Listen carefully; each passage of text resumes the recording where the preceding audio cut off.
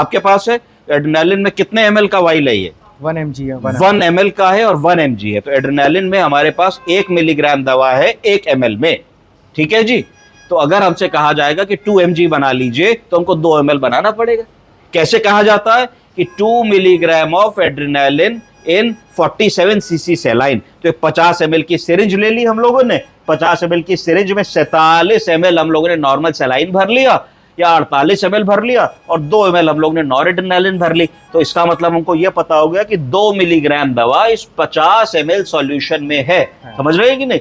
इस तरीके से उसका कंसंट्रेशन हम लोग डिसाइड करते हैं। फिर 2 ml 4 ml 6 ml 8 ml per hour जैसे चलाना है, जैसे डॉक्टर बताते हैं हमको चलाना पड़ेगा। दूसरी दवा जो हमने बताई वो है नॉरेड्रेनालिन। किसके पास है?